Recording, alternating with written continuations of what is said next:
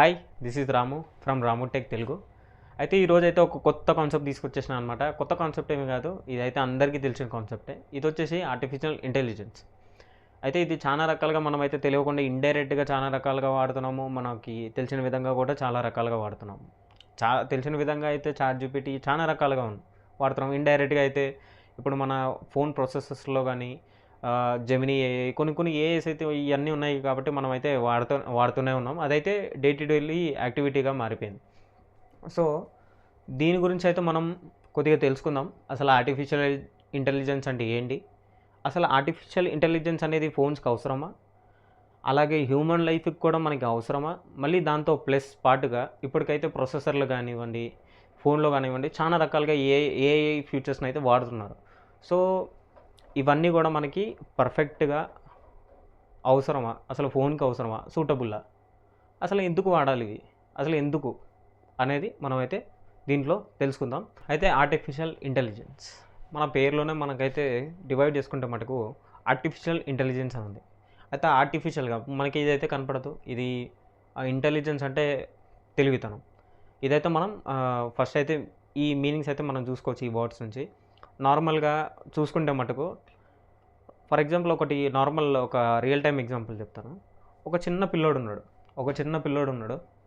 తను 4 years అయిందనమాట.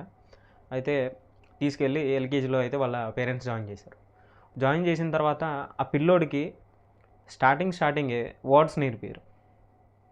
Words అంటే ఎలాగంటే యాపిల్ అనే మటుకైతే ఎవరు నేర్పారు. ఫస్ట్ ఆల్ఫాబెట్స్ నేర్పిస్తారు, ఏ టు జెడ్ దాకా. ఇవి నేర్పించిన ఎమ్మంటే ఆ ఏవైతే నేర్చుకున్నాడో ఆ నేర్చుకున్న దాన్ని బట్టి నెక్స్ట్ వాళ్ళైతే ఈ వర్డ్స్ అనేవి నేర్పిస్తారు.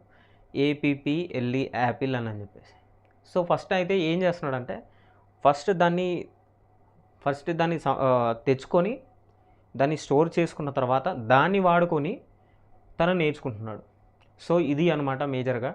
ఇది ఒక ఇంటెలిజెన్స్. ఎలా అంటే మనం నేర్చుకుంటూ వెళ్తూ ఉంటాం. లెర్నింగ్ అనేది ప్రాసెస్ అనేది కంటిన్యూస్గా అవుతూనే ఉంటుంది.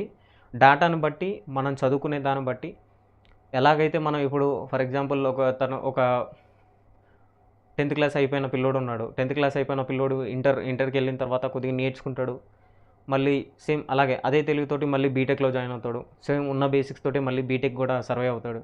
సేమ్ ఉన్న బీటెక్లో ఉన్న వాటిని బట్టే మళ్ళీ మాస్టర్స్లో కూడా కంటిన్యూ అవుతాడు. సో ఇదే ప్రాసెస్ అనమాట. ఇదే ప్రాసెస్ కూడా మనకి ఆర్టిఫిషియల్ ఇంటెలిజెన్స్లో అయితే మనకి వర్క్ అవుతూ ఉంటుంది. సో దీని ఇన్వెన్షన్స్ కానీ దీని హిస్టరీ కానీ ఎక్కడి నుంచి ఎలా ఉందో చూసుకుందాం.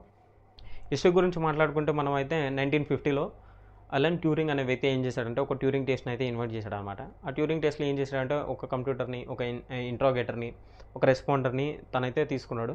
ఇంట్రాగేటర్ నుంచి టెక్స్ట్ అయితే హ్యూమన్కి పంపించడం జరిగింది. సో అటు నుంచి వచ్చే రెస్పాన్స్ని కంప్యూటర్కి పంపించాడు. మళ్ళీ కంప్యూటర్ నుంచి వచ్చే రెస్పాన్స్ని తనైతే ఈ రకంగా ఒక టెస్ట్ అనేది క్రియేట్ చేశాడు. ఈ టెస్ట్ నుంచి తను ఏం అబ్జర్వ్ చేశాడంటే యాక్చువల్గా హ్యూమన్ ఎలా రియాక్ట్ అవుతున్నాడో సేమ్ అదేవిధంగా కంప్యూటర్ అనేది రియాక్ట్ అవుతుందా లేదా అనేది ఈ టూల్ నుంచి అయితే తెచ్చుకోవడం అయితే జరిగింది.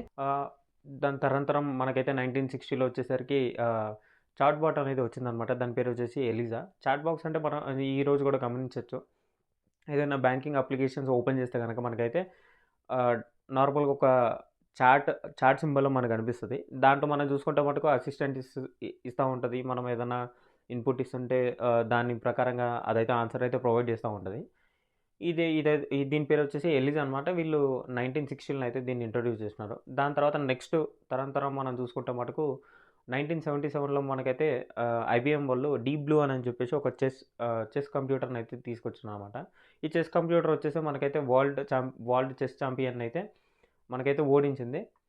ఇది ఒక మంచి విషయం అని చెప్పుకోవచ్చు ఆ టైంలో. దాని తర్వాత ఎమ్మటే మనకైతే 2011లో వచ్చేసరికి సిరి అనేది మనకి డిజిటల్ అసిస్టెంట్గా యాపిల్ వాళ్ళు అయితే ఇంట్రడ్యూస్ చేసినారు. ఇది చూసుకుంటే మనకి మనం చెప్పిన వాటికి సమాధానాలు ఇవ్వడం, కొన్ని టాస్క్లు అయితే పర్ఫామ్ చేయడం. ఎలా అంటే మనకి ఏదైనా సెర్చ్ చేయమంటే సెర్చ్ చేయడం, ఇలాంటివి అయితే ఇది పర్ఫామ్ చేస్తుందన్నమాట. తర్వాత నెక్స్ట్ ఇలా చూసుకుంటూ వెళ్తుంటే 2015లో మనకు వచ్చే ఎలన్ మాస్క్ మళ్ళీ దాంతో పాటుగా కొన్ని కంపెనీస్ ఏం చేసాయంటే ఓపెన్ ఏఐస్ అయితే తీసుకొచ్చినాయి. ఓపెన్ ఏఐస్ అంటే ఏం లేదు, నార్మల్ చూసుకుంటే మనకైతే chat GPT, black box AI, ఇంకా కొన్ని ఏఐస్ అయితే ఉన్నాయన్నమాట. ఇవన్నీ కూడా మనకైతే ఇది. సో అది ఫ్రెండ్స్ ఆర్టిఫిషియల్ ఇంటెలిజెన్స్ హిస్టరీ అయితే. సో నార్మల్గా మనకైతే మెయిన్ టాపిక్ వచ్చేద్దాం. ఆర్టిఫిషియల్ ఇంటెలిజెన్స్ అంటే ఏంటి, మిషన్ లెర్నింగ్ అంటే ఏంటి, డీప్ లెర్నింగ్ అంటే ఏంటి. ఇది చూస్తే కొద్దిగా కాంప్లెక్స్గా అనిపించచ్చు, ఏంది లెర్నింగ్ అది ఇది అని చెప్పేసి. చాలా సింపుల్గా చెప్పుకుందాం. ఆర్టిఫిషియల్ ఇంటెలిజెన్స్ అంటే ఏంటి. ఫస్ట్ వచ్చేసరికి మనకి పేరెంట్స్ ఉంటారు. పేరెంట్స్కి ఇద్దరు అబ్బాయిలు పుట్టున్నారు. వాళ్ళకి కొన్ని హ్యాబిట్స్ కానీ, కొన్ని బిహేవియర్స్ కానీ, క్యారెక్టర్ బిల్డ్ అవ్వడానికి కొన్ని ఏవైతే లక్షణాలు ఉంటాయో అవి కానీ కొన్ని అయితే ఇద్దరి అబ్బాయిలకు వచ్చినాయి అనమాట. వచ్చిన తర్వాత ఆ ఇద్దరు అబ్బాయిలు ఎవరైతే ఉన్నారో వాళ్ళు నార్మల్గా చూసుకుంటే మనకి డైరెక్ట్గా మనకైతే ఎలాగనే అడ్వాన్స్డ్గా అయితే చేయలేరు. సో స్టార్టింగ్ నుంచే వెళ్తారు కాబట్టి ఫస్ట్ ఆల్ఫాబెట్స్ అవుతారు, తర్వాత యాపిల్కి ఆ విధంగా వెళ్తారు. సో ఈ ప్రాసెస్ అనమాట. ఈ ప్రాసెస్ ఇక్కడ జరుగుతుంది కదా. సో ఇదే మనకి ఏఐ అనేది చేస్తుంది. ఏఐ అనేది ఏం చేస్తుంది అంటే మిషన్స్ అనేవి క్రియేట్ చేస్తుంది. మిషన్స్ అనేవి క్రియేట్ చేసి కొన్ని ఫ్యూచర్స్ని అయితే ఇస్తుంది అనమాట. ఆ ఫ్యూచర్స్ని ఎట్లా అంటే కొన్ని రూల్ బేస్డ్ సిస్టమ్స్ అయితే క్రియేట్ చేస్తుంది, కొన్ని రూల్స్ అనేది క్రియేట్ చేస్తుంది. దాంతో పాటుగా న్యాచురల్ ప్రాసెసింగ్ లాంగ్వేజ్, ఇది వచ్చేసరికి లాంగ్వేజ్ అండర్స్టాండింగ్ పర్పస్ గురించి ఏదైతే ప్రొవైడ్ చేస్తుంది. దాంతోపాటుగా మిషన్ లెర్నింగ్ అనేది కూడా ప్రొవైడ్ చేస్తుంది. సో మిషన్ లెర్నింగ్కి వచ్చేద్దాం. మిషన్ లెర్నింగ్కి వచ్చేసరికి ఇందాక ఇద్దరు బాబులు అనుకున్నాం కదా. వాళ్ళిద్దరు బాబులు, ఒక బాబేమో ఎస్ఎస్సిలో చదివాడు, ఇంకొక బాబేమో సిబిఎస్ఈలో చదివాడు. సో ఎస్ఎస్సి అనేది అల్గారిథం అనుకోండి, సిబిఎస్ఈ అనేది ఒక అల్గారిథం అనుకోండి. సో ఈ ఎస్ఎస్సిలో చదివిన అల్గారిథంతో చదివి తను ఏదైతే నాలెడ్జ్ ఉందో ఆ అల్గారిథం అంటే ఆ ఎస్ఎస్సిలో చదివిన నాలెడ్జ్ ఉందో అలా నాలెడ్జ్ని బట్టి ఇంటర్లోకి వెళ్ళిన తర్వాత తను ఏవైతే మ్యాథ్స్ ప్రాబ్లమ్స్ కానీ ఫిజిక్స్ ప్రాబ్లమ్స్ని కానీ సాల్వ్ చేయగలడు. సేమ్ సిబిఎస్ఈలోకి వెళ్ళిపోయిన కుర్రాడు కూడా సేమ్ ఇంటర్లోకి వెళ్ళిపోయిన తర్వాత ఇక్కడున్న అల్గారిథం ప్రకారం అంటే ఇక్కడున్న స్ట్రక్చర్ని ప్రకారం ఇక్కడున్న నాలెడ్జ్ ప్రకారమే ఇంటర్లో వెళ్ళి తనైతే ఫిజిక్స్ మ్యాథ్స్ ప్రాబ్లమ్స్ని అయితే సాల్వ్ చేస్తాడు. సో ఇదే కాన్సెప్ట్లో చూసుకుంటే మనకైతే ఈ మిషన్ లెర్నింగ్ కూడా అదే చేస్తుంది. ఈ మిషన్ లెర్నింగ్ ఏం చేస్తుందంటే అల్గారిథం మీద డేటా మీద వర్క్ అయ్యే విధంగా కొన్ని ఫీచర్స్ని అయితే ప్రొవైడ్ చేస్తుంది. రిగ్రెషన్ కానివ్వండి, న్యాచురల్ ప్రాసెసింగ్ లాంగ్వేజ్ కానివ్వండి, ఇట్లా ఈ ఫీచర్స్ అనేవి ప్రొవైడ్ చేస్తుంది. సో దీన్ని బట్టి మనం అండర్స్టాండింగ్ చేసుకోవాల్సింది ఏంటంటే డేటా వచ్చేసరికి మనకి మ్యాథ్స్ ప్రాబ్లమ్స్ ఫిజిక్స్ ప్రాబ్లమ్స్ అనుకోండి, అల్గారిథం వచ్చేసరికి మనకి సిబిఎస్ ఉన్న అల్గారిథం బట్టి మనం అదే తీసుకెళ్ళి మనం ఏదైతే మనం ఇంటర్లో మనకి ఏ కాన్సెప్ట్లు అయితే కుడుతున్నాయో వాటిని బట్టి కొన్ని అయితే మనం సాల్వ్ చేయగలుగుతాం. సో ఇది అనమాట, ఇది మిషన్ లెర్నింగ్ ప్రాసెస్ అనమాట. సో ఈ మిషన్ లెర్నింగ్ ప్రాసెస్లో కూడా మనకి 3 రకాలుగా ఉన్నాయి: సూపర్వైజ్డ్, అన్సూపర్వైజ్డ్, రీఇన్ఫోర్స్మెంట్ అనమాట. సో సూపర్వైజ్డ్ అంటే ఏంటి అని అంటే నార్మల్గా చూసుకుంటే ఒక ఎగ్జాంపుల్ చూసుకుంటే మనకైతే ఒక పిల్లోడు అన్నాం కదా, ఆ పిల్లోడికి ఒక సమ్ ఉంది, ఆ సమ్ ఇచ్చేసాడు. దాంతోపాటు కొన్ని ఏదైతే ఈ సమ్ము ఎక్కడి నుంచి ఫిజిక్స్లోదా మ్యాథ్స్లోదా అని చెప్పేసి ఇచ్చేసాడు అనుకోండి. సో దీన్ని బట్టి అండర్స్టాండ్ చేసుకోవాల్సింది ఏంటంటే ఈ ప్రాబ్లం ఎక్కడ ఉంది, ఇది దేనికి సంబంధించింది అనేది ఏదైతే ఉంటుందో లేబుల్ బేస్డ్ అనమాట. ఇది లేబుల్ బేస్డ్ ప్రకారంగా చేసుకుంటే మటుకు ఇది సూపర్వైజ్డ్ లెర్నింగ్ అంటారు. అంటే దీని ప్రకారంగా ఏంటి ఎక్కడున్నది ఏంటి అనేది చూసుకునే విధానం కూడా లెర్నింగే. ఆ చూసుకునే విధానం ఇచ్చిన దాని ప్రకారంగా చూసుకోవడమే సూపర్వైజ్డ్ లెర్నింగ్. అన్సూపర్వైజ్డ్ లెర్నింగ్ వచ్చేసరికి మనం ప్రాబ్లం ఇచ్చేసాము, ఇచ్చేసి దానికి సొల్యూషన్ కూడా అడగలేదు, నార్మల్గా ఇచ్చేసిన తర్వాత దాన్ని బట్టి అది అండర్స్టాండ్ చేసుకొని దాన్ని బట్టి తగిన ప్రిడిక్షన్ ఇవ్వటం, ఇది వచ్చేసి అన్సూపర్వైజ్డ్ లెర్నింగ్. ఇంకొక లెర్నింగ్ వచ్చేసి రీఇన్ఫోర్స్మెంట్ అనమాట. ఇది వచ్చేసరికి ఇప్పుడు నార్మల్గా చూసుకుంటే మనం మనం ఏమైనా తప్పు చేస్తే ఒక మొట్టికాయ వేసిన తర్వాత మనకు గుర్తుండిపోతుంది.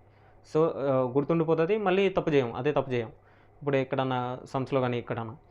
సో ఇదే ప్రాసెస్లో చూసుకుంటే మటుకు ఇది ఏం చేస్తుందంటే మనం అల్గారిథం మీద పని చేస్తున్నప్పుడు తనకి ఏదైనా తప్పు వచ్చినప్పుడు అది మళ్ళీ మనం ఫీడ్బ్యాక్ ఇస్తాం అనమాట. ఇది ఫీడ్బ్యాక్ వచ్చిన తర్వాత నెగిటివ్ ఫీడ్బ్యాక్ వచ్చాక అదేం చేస్తుందంటే ఓకే దాన్ని బట్టి తన ఏదైతే తప్పుగా చెప్పుందో అది కరెక్ట్ చేసుకుంటుంది. ఫర్ ఎగ్జాంపుల్ చూసుకుంటే మనం ఏదో అంబానీ ఫోటో ఇచ్చేసి ఇతను ఎవరో అని అడిగితే అది అనుకోకుండా చిరంజీవి అని చెప్పింది. దాన్ని అది నెగిటివ్ ఫీడ్బ్యాక్ తీసుకున్న తర్వాత అది కరెక్ట్ చేసేసుకొని తర్వాత అది ఈ ఫోటో వచ్చినప్పుడల్లా మనకి అంబానీ అని చెప్పి చూపిస్తుంది. ఇది వచ్చేసరికి రీఇన్ఫోర్స్మెంట్ అనమాట. ఇది ఇంకొక టైప్ ఆఫ్ లెర్నింగ్. సో ఇది అయిపోయింది కదా. మిషన్ లెర్నింగ్లో ఈ 3 కూడా మనకి అయిపోయిన తర్వాత డీప్ లెర్నింగ్ గురించి మాట్లాడుకుందాం. సో డీప్ లెర్నింగ్ ఏం చేస్తుందంటే మిషన్ లెర్నింగ్లో ఏవైతే అల్గారిథము డేటా మీద పనిచేసి ఉంటుంది కదా, ఆ స్ట్రక్చర్ తనకి ఏదైతే ఉంటుందో ఆ స్ట్రక్చర్ ప్రకారం అదైతే కొద్దిగా కొన్ని చూస్తూ ఉంటుంది. ఏ తప్పులు చేసామో, ఎక్కడ ఏంటి, ఏ ప్రిడిక్షన్ ఏంటి, ఎలాగా అనేది అదంతా ఏవైతే ఉంటాయో వాటిని ప్రకారంగా అది టాస్క్లన్నీ పర్ఫామ్ చేస్తుంది డీప్ అల్గారిథంలో. ఆ డీప్ అల్గారిథంలో పర్ఫామ్ చేస్తుంది. ఇది ఇది మిషన్ లెర్నింగ్కి సబ్సెట్ అనమాట. సబ్సెట్ అంటే మిషన్ లెర్నింగ్ కింద. సో మిషన్ లెర్నింగ్ వచ్చేసి మనకి ఆర్టిఫిషియల్ ఇంటెలిజెన్స్ కింద. సో ఇవన్నీ కూడా ఒక ఫస్ట్ వచ్చేసి ఆర్టిఫిషియల్ ఇంటెలిజెన్స్, తర్వాత మిషన్ లెర్నింగ్, తర్వాత వచ్చేసి మనకి డీప్ లెర్నింగ్. సో ఇది ప్రాసెస్. సో ఇది డీప్ లెర్నింగ్ వచ్చేసి మనకి ఈ రకంగా ఇది టాస్క్లు అనేది పర్ఫామ్ చేస్తుంది. నార్మల్గా రెగ్యులర్గా మనకి రియల్ టైంలో ఇప్పుడు ఏఐస్ చూసుకుంటే మటుకు మనకి అడాప్ట్ ఫ్యూచర్ అనేది కార్లో వచ్చింది. మళ్ళీ దాంతోపాటుగా ఫేస్ రికగ్నైజేషన్, ఇవన్నీ కూడా ఈ టాస్క్లన్నీ కూడా మనకి డీప్ అల్గారిథంలోనే వర్క్ అవుతూ ఉంటాయి. ఇది కూడా ఇవన్నీ కూడా వర్క్ అవుతూ ఉంటాయి. ఇది వచ్చేసి మనకి డీప్ అల్గారిథంలో వర్క్ అవుతూ ఉంటాయి. సో ఇది అనమాట. ఇక్కడ దాకా చూసుకుంటే మనకి డైలీ లైఫ్లో చూసుకుంటే మటుకు ఈ ప్రాసెస్లో అయితే ఏఐ అయితే నార్మల్గా వర్క్ అవుతూ ఉంటుంది. అంటే ఫస్ట్ ప్రాపర్గా ఆన్సర్ ఇస్తుంటుంది. ఇంకొకసారి మీరు అబ్జర్వ్ చేస్తుండొచ్చు, ఎప్పుడన్నా మనం ప్రాంప్ట్ కానీ దానికి అర్థం కాలేని విధంగా ఇచ్చినప్పుడు అది రాంగ్ సొల్యూషన్ కూడా ప్రొవైడ్ చేస్తుంది. సో ఇదే విధంగా ఒక్కొక్కసారి మనకి ఇస్తూ ఉంటుంది. కానీ మళ్ళీ ఇచ్చినప్పుడు అదేంటంటే మోడిఫై చేసుకోవడం, అవన్నీ ప్రాపర్గా చేయటం, ఇంకా ఇవన్నీ కూడా అది చేస్తూ ఉంటుంది. ఈ ప్రాసెస్ అనేది కూడా మనకి మొత్తం ఏఐలో జరుగుతూ ఉంటుంది అనమాట. ఏఐ ఫ్యూచర్స్లో అయితే మనకి జరుగుతూ ఉంటుంది. సో ఇది మనకి డైలీ లైఫ్లో అయితే ఇది ఒక హ్యాబిట్ లాగా మారిపోయింది. దీని ఫ్యూచర్స్ చూసుకుంటే చాలా మటుకు మనకి ఫోన్స్లో చూసుకుంటే మటుకు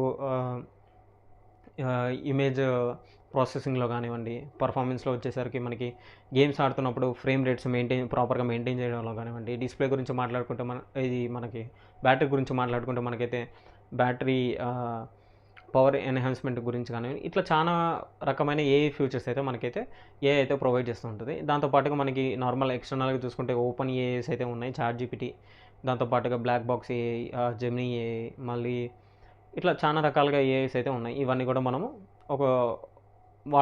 ఒక్కొక్క సందర్భంలో వాడుతూ ఉంటాం. చాట్ జీపీటీ ఒక సందర్భంలో, జెమినీ, ఇట్లా కొన్ని సందర్భాలలో అయితే మనం అయితే వాడుతూ ఉంటాం. సో ఇది ఏమన్నా మనకి ఎఫెక్ట్ కావచ్చా అనుకుంటే మటుకు ఇది ఎఫెక్ట్ అయ్యే ఛాన్సెస్ కూడా ఉన్నాయి. చూసుకుంటే కొన్ని ఏఐస్ వచ్చిన తర్వాత కొంతమంది జాబ్స్ అయితే పోయినాయి. ఏదైతే స్క్రీన్ మీద అయితే మీరు చూడొచ్చు, పోస్ట్ అయితే ఉంది. సో ఈ రకంగా కొన్ని జాబ్స్ కూడా పోగొట్టుకున్న వాళ్ళు కూడా ఉన్నారు ఏఐ వచ్చినాక. సో ఏఐ ఒక రకంగా చూసుకుంటే మనకైతే కొద్దిగా షార్ట్ ఫామ్లో అయితే మన పని అయితే షార్ట్ ఫామ్లో చేసేస్తుంది. కాకపోతే అదే రకంగా ఒక్కొక్కసారి కొన్ని డిసడ్వాంటేజెస్ కూడా ఉన్నాయి. బట్ అదనమాట టోటల్గా ఏఐ గురించి అయితే. ఇది ఫ్రెండ్స్ టోటల్ ఏఐ గురించి అయితే. నాకు తెలిసిన మటుకి నేను చెప్పిన విధానం మీకైతే నచ్చుంటే మటుకు లైక్ చేయండి. నచ్చలేదు కొద్దిగా ఇంకా మోడిఫికేషన్ చేయాలి, లేకపోతే మీరు చెప్పే విధానంలో మోడిఫికేషన్ చేయాలి అని అనుకుంటే మటుకు కింద కామెంట్ చేయండి. వీడియో నచ్చితే మీ ఫ్రెండ్స్ తోటి షేర్ చేయండి.